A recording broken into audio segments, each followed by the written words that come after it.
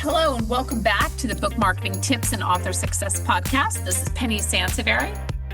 And Amy Cornell. So this is a fun show. This was Amy's idea. She said, there's a lot of this time of year and seasonally we see a lot of what's in and what's out lists for everything from fashion to home design to, time management. And we thought it would be really fun to do a book marketing edition of this one, right? Yes. I think it's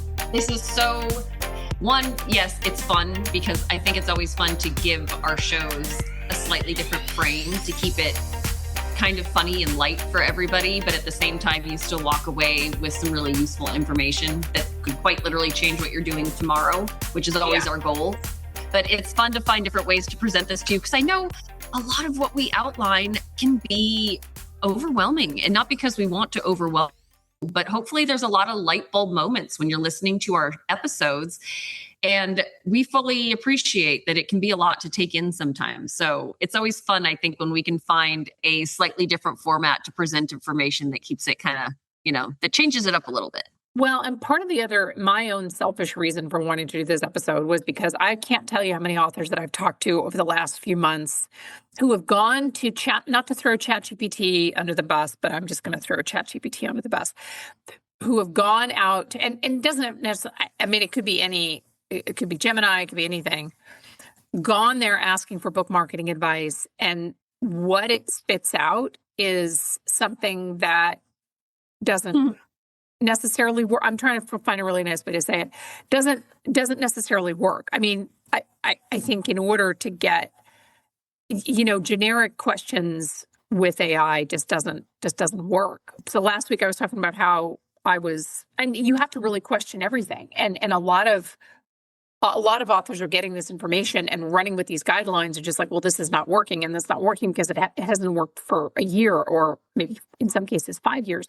But you have to question everything that's coming out of AI, because I was starting to say, as I was planning this, I mentioned last week I went to Yellowstone for 2 weeks and I was planning this trip with some family. And, I would ask it for, okay, so if I'm going from here to there, does that really work? And they're like, oh, absolutely will work. And I'll get you there in 2 hours. Actually, the time to drive that particular area was like 12 hours. So my point being is that there's a lot of information out there, and there's always been a lot of information out there, but now it feels like it's even louder, right? And you really have to question everything, because books, there's a book published every 8 seconds, and that changes everything.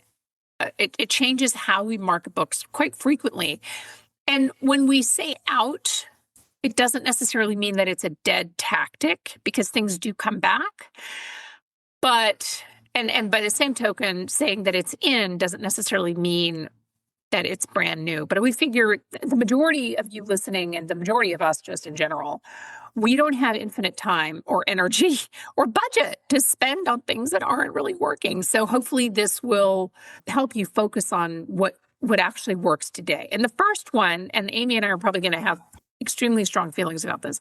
So keyword stuffing, we did a show on Amazon AI a couple of weeks ago. If you haven't listened to it, you should definitely go back and listen. Keyword stuffing used to really be a thing, basically in everything, like on your website, in whatever it is that you were doing online, and in particular in Amazon. The keyword stuffing is just super bad. So as opposed to having a subtitle that's edge of your seat, mystery, thriller, suspense, female protagonist as a subtitle for a book. Paranormal. Yeah, we'll just throw paranormal into that too. Right. Yeah, it has to be focused on. It has to be focused on the reader, because not only because the reader matters, and the reader is not even before the AI changes at Amazon, a reader would look at the subtitle that I just said and think, this person sounds drunk, and probably move on, right? But everything. Authors are cramming keywords into description, titles, subtitles, bios, back-end fields, all the things. We're a huge fan of keyword strings, but this just gets into just becomes very toxic, right? Yeah. And it's honestly, thankfully, everything's just getting more sophisticated that you don't have to be so literal and hit people over the head with these things in order for both readers and Amazon AI powered search discovery engines, things like that, Google, across the board has gotten more sophisticated. So what you used to have to do to make sure you're checking all the boxes is not required anymore, and you actually get penalized for it. Like nowadays, you are going to get more traction if you write in a way that actually appeals to shoppers, consumers, searchers, things like that, because that experience is more likely to lead somebody to clicking buy. And everybody wants to make money, right? At the end of the day, everybody wants to make money. How do we make money? We make shoppers happy. How do we make shoppers happy? We write in language that makes sense to them, that's enticing, that's interesting. You know what I mean? Like that's really what everything is moving towards. I'm not mad about it, but you do have to be more careful, and it takes a lot more finesse, which again, I love this for us, candidly, because I think, writing copy is very fun and exciting. And there's a lot of buyer psychology. And now everybody's like, oh, great. Now I have to know buyer psychology. Sorry, not trying to stress you out. But honestly, y'all should be happy about this too, because it really is writing more about the experience of the book and the product than it is about listing all of its attributes. Right, exactly. And I think, and the second, so this interesting is point number 2. Out is being everywhere. And when I was first in business 25 years ago, my advice to authors was be everywhere. And then at some point that changed to don't be everywhere that matters.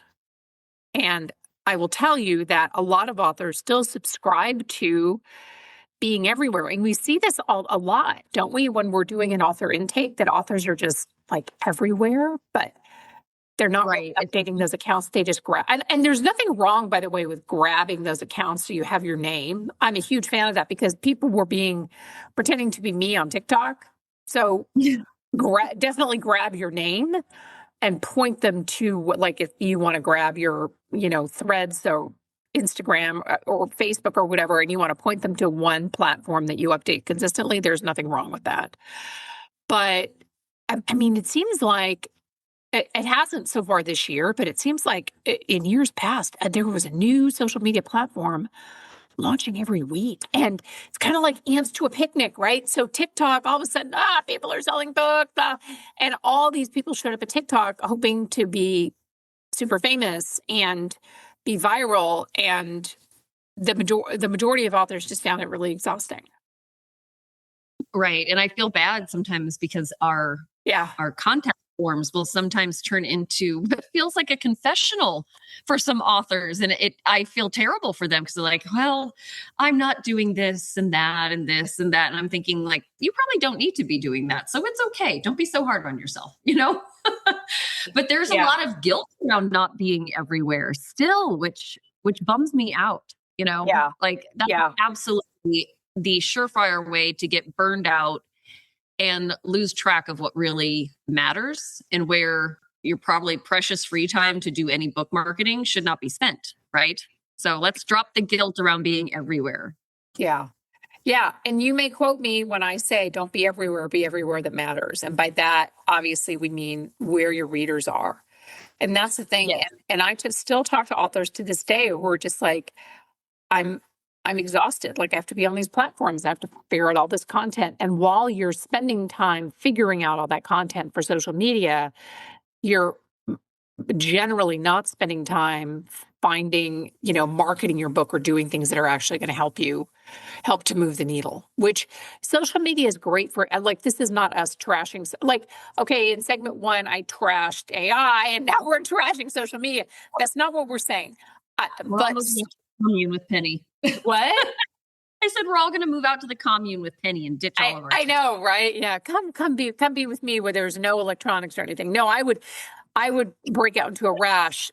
When I was on vacation, there were days when I didn't have access to a phone, and I was just like, I would never be very good at this. I could never go on one of those detoxes because I would totally break out and I would fail. But when it comes to social media typically doesn't sell books. Social media is great for exposure, right? It's great to get, to build, but you're as effective. You're more effective being on one platform and being there consistently and authentically rather than just having all these accounts everywhere and trying to remember how to update them. Because what you post on TikTok is very different from what you post on Facebook and LinkedIn and Threads and Goodreads and so on. Right. And it's worth mentioning real quick too, just because we did a show recently saying that like your audience is not readers. It's more specific than that. So really think about and figure out based on your genre or your topic that matters. So we're not just saying don't be on social media, be where readers are. We're saying specifically be where your readers are. So yeah. And that definitely matters. Like different demographics of readers are definitely more likely to show up on certain platforms versus others. And that's when you really find that sweet spot of feeling more confident that you're not wasting your time. Right. Exactly. So number 3, Amy, this one's really triggering for me. Do you remember our Facebook account that we had years ago? And yes. Oh, yes. Do you remember that? Sorry, we'll elaborate on this after she introduces this particular segment, but yes, there's a funny story around that. Go ahead. So chasing followers is out because that is such manipulative garbage nowadays. It's just beyond anything that you can control realistically. I could go on and on, but don't worry about followers. Worry about engagement. And candidly, again, I guess now we're piggybacking on trashing social media some more. But honestly, you're better off building an email list because you're much more likely to collect the information and engage with people who are really your people.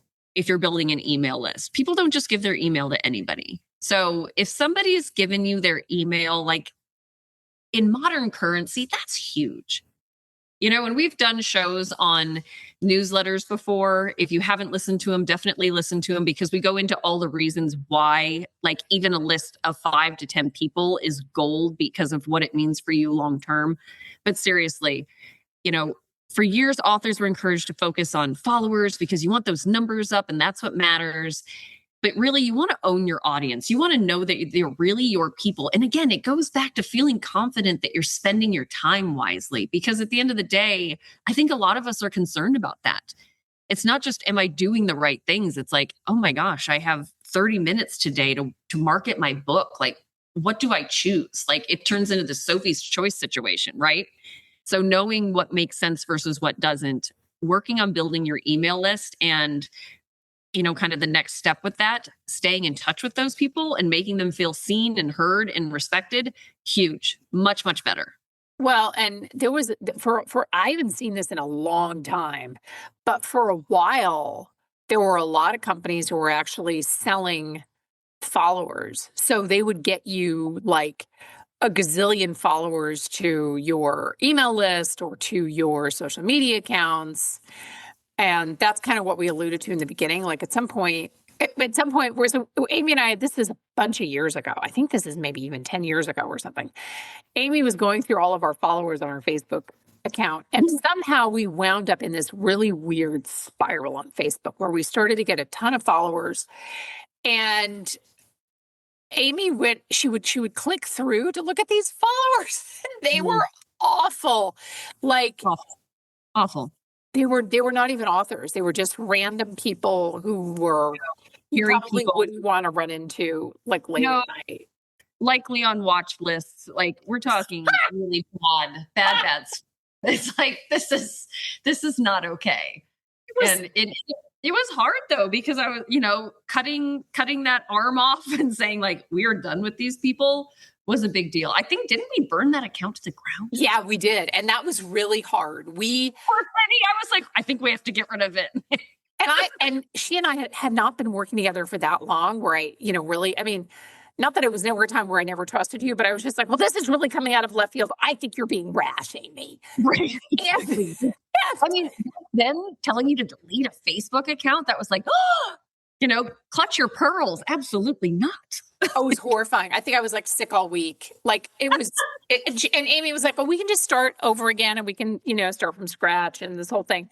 But deleting like this account with 76,000 people, 80% of them or 90% of them who are on watch lists somewhere was really awful.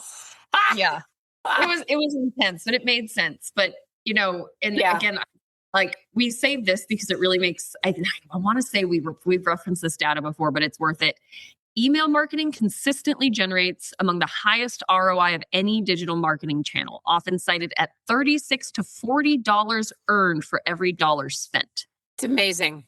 That is crazy. And again, that's where truly, like, size doesn't matter. If you have a small email list, use it. Yeah. Make sure those people know that you care and that you're paying attention. I won't get on my soapbox with this, but do not wait until you have, I'm doing air quotes, enough people on your list to make it worth your time. That is one of the biggest mistakes you can make with with your email list, in terms of losing the interest of those people that supported you from the jump. Right. Okay. Exactly. Off my soapbox. Okay. I think that's really smart. And if you want more on newsletters, go back to our newsletter episode, because we did one not that long ago. Launch week thinking. A lot of authors focus specifically on launch week, and then they're like, and it's actually not the author's fault, because in traditional publishing, traditional publishers did this. They would focus on launch week, and you would be like the belle of the ball. And then once that 7-day mark passed, they could vaguely remember your name. I mean, that's being harsh, but depending on if your launch week went really, really well, then they would probably remember your name. But a lot of marketing historically has always been focused on launch week. So that's kind of where that mindset comes from, right? But long tail marketing, I mean, a lot of times authors approach their marketing in like as if a book has just a 30-day life cycle. Right. Make it, break it. If it doesn't do it in 30 days, you're screwed. That comes from traditional marketing. So, scary. Corporate marketing, that's where they're like 30 days, and they would make that decision, and then boom, they were done with you, right? The truth is that the majority of books don't really start to show progress until you hit that 90-day mark. The majority of books, I will say, they can, you can see like, my book just launched, it's doing really, really well, but will that really, really well drop off at some point? Sure, because it kind of ebbs and flows. I mean, threaten me with a good time if, my book just continues, and then in 2 weeks, Amy's doing this podcast alone because I just bought my villa in the south of France because my book is doing so well. That is not going to happen just because the nature of the genre is, whatever. But most books do not have a straight trajectory, right? So they may do really, really well initially, and then that kind of drops off, and that drop off may last for a while. But if you stay with it, and if you hit that 90-day mark and you stay with it beyond the 90-day mark, you'll start to see books that do really well. In fact, IBPA, which is an organization that I'm a member of that I highly recommend, they did a study a number of years ago and found that the majority of authors only market their books for 90 days. And then they just give up. And they're like, you know what, I'm just done. And unfortunately, it's that 90-day mark that tends to be the magic number. Like, that's where books start to really turn, because reviews come in, and because typically, you're not getting a review on day one of your book launching unless you have an early reader group and they've gotten books and the whole thing. The majority of authors are not getting reviews that early. The majority of them are seeing them, somewhere 60 to 90 days, the life of the book. So yeah, and I try to remind our clients that, just for a little perspective, you will be very fortunate if your book has a long life, right? So when they get so focused on those early days being their validation that this was all worth it, it's like, no. You want your book to have a long life, right? Like, you want it to be relevant, interesting, and found by readers for much more than a month, right? Like years, if you're lucky. So that's, it's just reframing, like, yes, it's easy to get focused on those early days, but no, like, you really want your book to do well for much longer than that. And if you only use those first days to validate whether or not this was all worth it, then, you know what I mean? You're starting behind, and you're your own worst enemy at that point. Right, exactly. Do you want to take the next one? Yeah. And I mean, I think this one, anybody that's listening, I think is already on board with this, but out generic author branding versus what's in is very clear positioning. And I think this makes sense. Like I said, I think most of our, repeat listeners are getting pretty savvy about this, but I think one way to frame this, which I like to use as a filter, is that anytime you're creating any sort of content or messaging or positioning or anything for your brand, if you could take that and copy and paste it on another book in your category, it's not what you need to be using. Does that make sense a little bit? Yeah. Like, you don't want copy and pastable branding because then you're not unique enough to stand out. And I think the publishing industry is really interesting, Penny, because there's always this delicate dance of wanting to fit in just enough while still standing out just enough, right?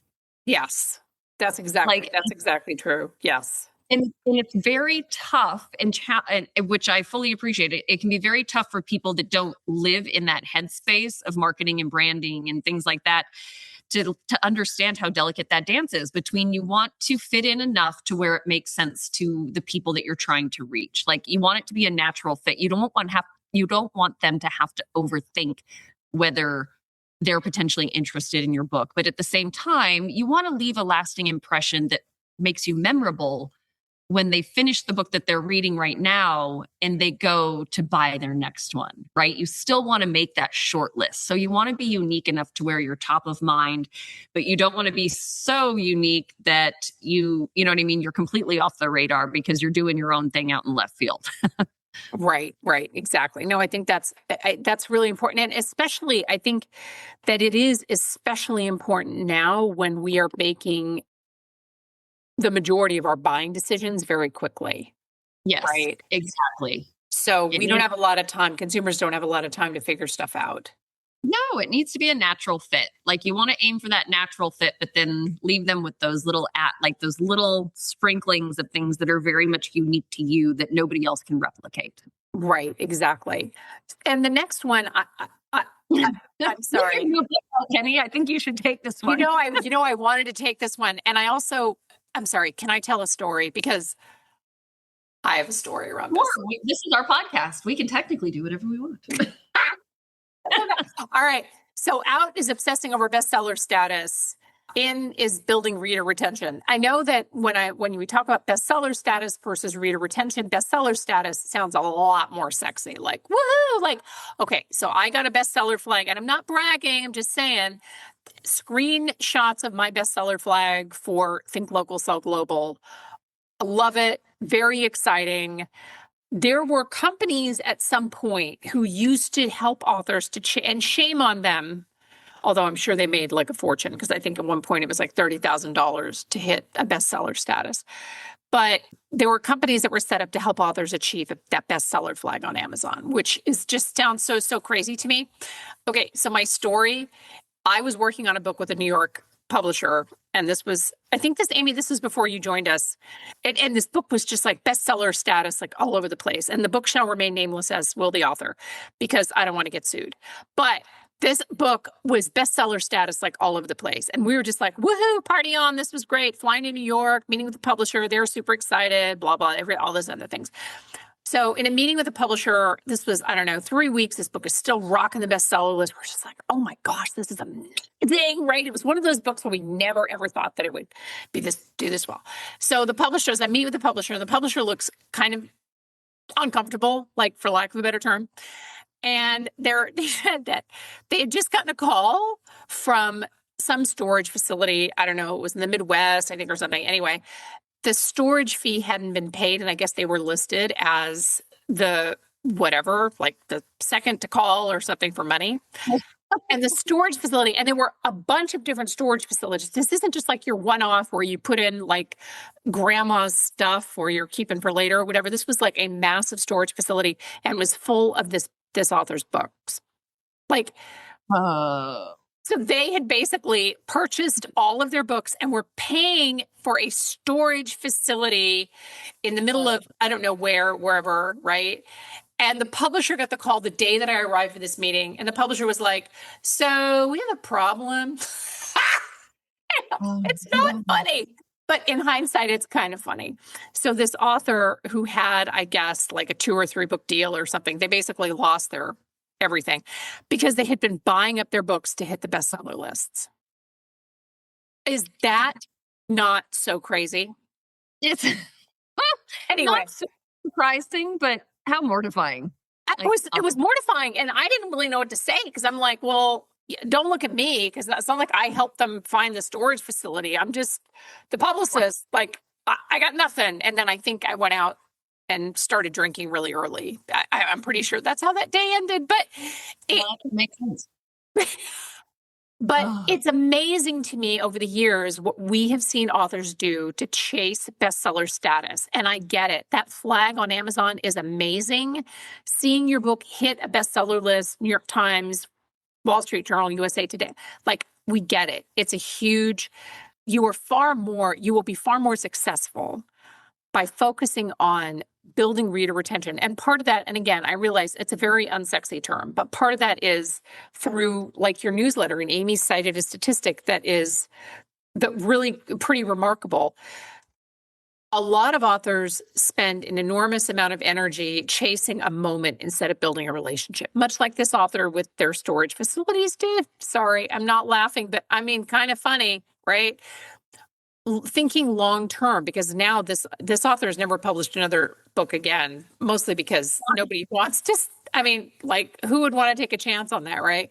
Temporary rankings, bestseller lists, like all of those things don't feel temporary. They feel amazing, right?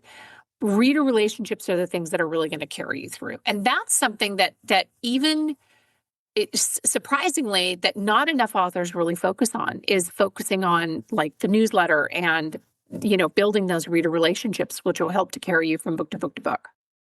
Right, exactly. Those readers will actually buy your next book.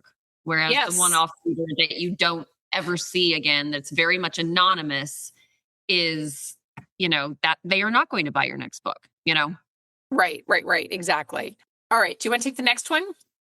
Yeah, I think I'm going to do this one real quick because it's worth mentioning only because it pops up for a lot of different reasons. But one book thinking is out.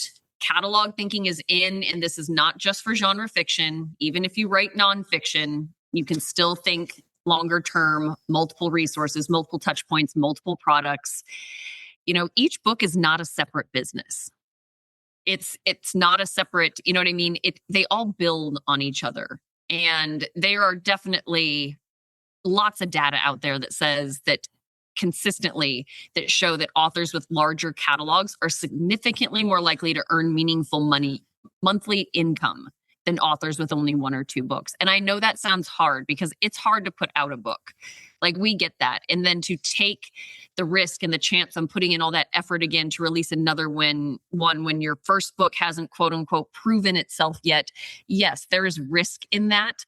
But this is a proven system that having a catalog of books that have been well done, well presented to the right audiences, you're doing the right things in the right order. We're not talking about spending, multiple tens of thousands of dollars on each book release by any means. We're talking about doing the basics correctly, right, Penny? Presenting quality products. Like, that does not have to be crazy expensive. But if you're doing that, you are absolutely going to be more successful when you can show that you have a catalog of books and that you are actually in this. Anybody can be a one-off author. And that is very hard to convince somebody to spend their money and their time on, a one-trick pony. But if you've got a few books out and your covers are well done and your descriptions are compelling, you seem more like a sure thing. You are much more likely to convert a shopper into a buyer when you look like a sure thing. And putting out good quality books is one of the best ways to do that. Well, but I also think that if a lot of times authors will publish one book and say, I'm just going to see what happens before I publish the second one. Or they are, they're thinking about, well, I want to, but by the same token, and maybe this is phrased a little bit differently, is that if the first book isn't successful, then I'm just going to quit being an author. And that's not really that's not really a business mindset. That's like a company putting out one product and saying, well, the first one was successful, so I'm just closing was not successful, so I'm just closing all my doors. So that's the other piece of it though too. And the other part is that sometimes the best way to sell your first book is with your second, and the best way to sell your first and second is with your third. As Amy was saying, sometimes you start to build your empire, with every book that you publish. So I absolutely look at that, Penny, when especially, Kindle First Reads and things like that, where I get introduced to new authors through multiple channels. One of the things I look at is what else have they published? And not because if you're a debut author, you're completely off the table for me, but it's absolutely a part of the conversation, the consideration, right? Yeah. If I'm deciding between two books that both sound pretty compelling, and the one book is by an author who has released a few other books at minimum and have decent reviews, I'm definitely leaning that way because, again, I have minimal free time as it is. And that author is showing me that they're a pretty solid bet, right? Yeah. And I think something that we don't recognize enough for debut authors as a reason to not be so hard on yourself and to not hang your hat on expecting that immediate validation with your first book is that's a very real barrier to entry that you don't have a ton of control over. When you don't have a catalog to show, like, this is what I'm capable of, this is what I've achieved, this is what people say about my books, it's tough. And you have to get past that, and you will, because successful authors, they all have. That's how it works, right? Yeah. But it's another reason to not put so much pressure on yourself for your first book to be the be all end all of your author career, because there's so much out of your control that comes into those buying decisions that all you can do is do the best work possible and work on your next book and do all the right things in the right order all over again. And then you start becoming, that other author who was proof that they had figured this out and that they were making readers happy, right? Right, exactly. And the final one, and I was making notes on our show notes, so I don't know if Amy's seen this, because sometimes we sort of change, we things exciting. we move around with our, and ideas kind of spark in the middle of an episode. And we're like, oh my gosh, we have to talk about this. And we didn't talk about it in the green room, and it's not on our show notes and whatever. But I was thinking, so video trailers, Amy. So it used to be, and let me just preface this by saying that I'm a huge fan of video. I know video is really, really big. So I want to give this some context. There are authors that will spend a lot of money doing a video trailer that's similar to like a movie preview, right, for their book. Okay. And there's nothing necessarily wrong with that, but it's not. So as part of all of your marketing collateral pieces, so, great website, author brand, all the things, there's nothing necessarily wrong with that, but it's not anything that's mandatory. What is really actually more popular with readers, and if you're talking about building reader retention, is you, the author, being on video. And I will tell you straight out, I am the worst, and Amy is probably fallen off her chair at this point. I am the worst to do video. I'm like, I tell Amy, like, we have our SEO calls. I'm like, I'm going to do a video week. This is going to be awesome. I'm going to do all the things. And like a month goes by and I've done one video. I'm terrible about but video authors being on video. If you can, capture yourself, like opening up, unboxing your new book, unboxing your latest book delivery, your new book, or doing a book signing or whatever. Those are the kinds of moments that will attract more readers than spending, and I'm not throwing out this number just willy-nilly, spending $20,000 to put together a book trailer because you want your book to be a movie, which should have been another bullet point for today's conversation, but we just decided to omit it. And with a trailer that maybe is very, very good, but isn't going to get you that Netflix deal.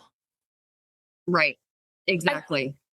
And we've rarely seen, I appreciate authors that want to put in the effort to do video. I really, really do. But I think video as part of your, a video trailer is not the standalone, mic drop piece that I think it was maybe 6-7 years ago, right? Yeah, I completely agree.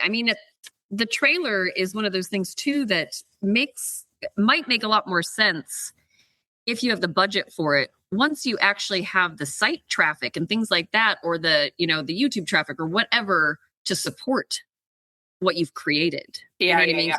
We talk to so many authors that are still struggling to reach the kind of website traffic numbers that they're ideally looking for, even just to like grow their presence. And if you have this beautiful trailer on a website that very few people are seeing, then it's like, oh, that kind of goes back to when we talk about doing things in the right order, the right things in the right order. That's actually a really good point. Is a lot of times these video trailers, and we had a company actually that reached out to us and wanted us to send our authors because they were going to do video trailers so that authors could get movie deals. Wrong answer. That also doesn't work. But the piece, that, sorry, I know I did the piece, I did the voice again. But the piece that Amy mentioned, which I think is, think about the timing of all of these things, because if you're doing these great video trailers that nobody's seeing, like, what's really the point? Yes, that's not a great use of your budget at that time. And it may make sense later. So, yeah, for sure. The right things in the right order are a great way to not only keep the momentum going and moving the needle, but without blowing through your budget at the wrong time. Yeah, exactly. So with that, did I miss anything? I think, I don't think so. We could probably do this for hours, honestly. Yeah, because now, as we're going along, I'm like, I'm going to add this to the show notes and hope that Amy sees it before I just launch into my spiel about all the things. Maybe we need to do this seasonally, like take a nod from the fashion and home design mags and stuff like that, and start doing our seasonal in and out. Yeah, exactly. But I think that what this really comes down to is that readers are very sophisticated. Not that they weren't sophisticated last year or 5 years ago. They want clarity. They want to know that the book is relevant to what they're interested in, what they want to read. And they also want confidence. And that comes by making the right decisions, not making book marketing choices or branding choices that were relevant 5 years ago. So that's, and I think that the takeaway from this is that you don't have to do everything. You just have to do everything that matters. Right. You don't have to chase. Give yourself permission to not chase every new social media site, every tactic, every trend. I don't care, if somebody's on Facebook and like, oh my God, I sold 20,000 books in a day. I'd actually want to see the receipts on that, because I don't know any trend unless like a celebrity is showing up on the red carpet holding up your book. And even then I would be very suspect on whether or not that's actually going to move 20,000 books. The goal really isn't to keep adding more to your marketing plate. The goal is to spend more time on the things that matter and less time on the things that don't. I think that's as we get into fall, I think that's a great goal, right? Absolutely. I think, yeah, we're here. Yes, we present you guys with some tough questions and some introspective thinking, but at the same time, we're also here to relieve a little bit of the guilt. So hopefully we did all of that in one episode. I know. Absolutely. So just as a reminder, we love reviews. Please leave us a review wherever you listen to podcasts. Communicate with us. Text the word podcast to 888-402-8940. We want your show ideas. We want your show feedback, all the things. And we'll see you next week. Bye-bye.